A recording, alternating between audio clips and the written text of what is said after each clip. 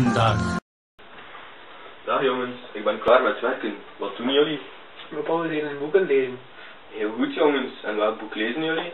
Een vlieg op de muur van Dirk Brakke. Ik heb dit boek ook al gelezen. Het is een zeer goed boek.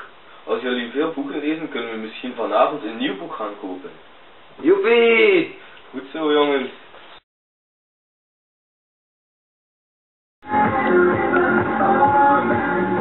Hey, zet die muziek in stellen! Hier, lees een boek in plaats van zo'n lawaai te maken.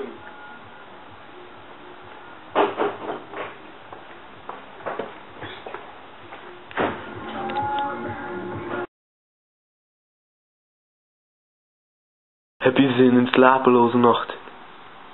Kom dan naar mij. Of lees een goed boek. Dirk Brakke. Een vlieg op de muur.